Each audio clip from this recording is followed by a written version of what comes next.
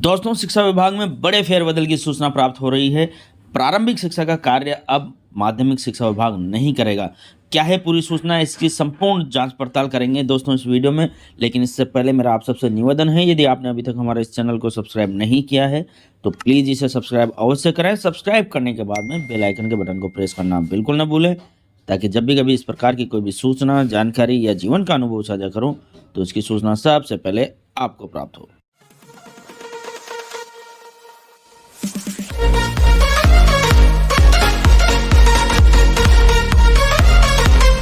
प्रदेश में अब पहली से 8वीं तक के स्कूलों का कामकाज माध्यमिक शिक्षा निदेशालय नहीं करेगा, क्योंकि अब यह कार्य प्रारंभिक शिक्षा निदेशालय करेगा।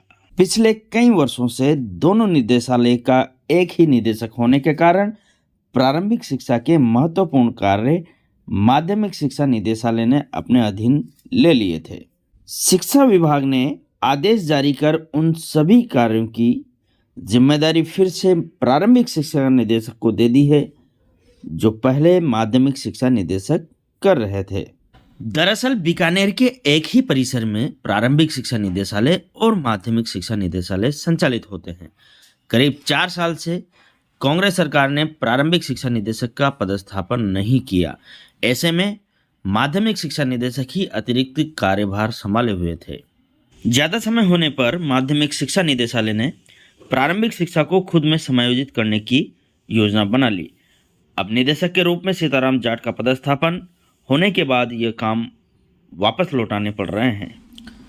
तो दोस्तों, इस प्रकार से जबकि पूर्व सरकार के द्वारा माध्यमिक शिक्षा और प्रारंभिक शिक्षा दोनों के लिए केवल एक ही निदेशक की नियुक्ति की थी, तो इस कारण से प्रारंभिक शिक्षा का कार्य भी माध्यमिक शिक्षा निदेशक देख रहे थे। अब चूंकि नई सरकार ने प्रारंभिक शिक्षा के निदेशक के रूप में श्रीमान सीताराम जाट का पदस्थापन कर दिया है, तो ऐसी परिस्थितियों में अब प्रारंभिक शिक्षा का कार्य माध्यमिक शिक्षा के द्वारा वापस से प्रारंभिक शिक्षा को लौटा दिया गया है। तो दोस्तों, यह एक बड़ा उलटफेर है शिक्षा विभाग में कि अब प्रारंभिक शिक्षा के काम नहीं करेगा माध्यमिक शिक्षा निदेशालय, वापस लौटाए गए सभी काम। और ये जब पूरी सूचना है जो कि हमने आपको शिक्षक ज्ञान बयान के माध्यम से दी है, ये पूरी सूचना हमें प्राप्त हुई है दैनिक नवज्योति के 7 जुलाई के संस्करण से।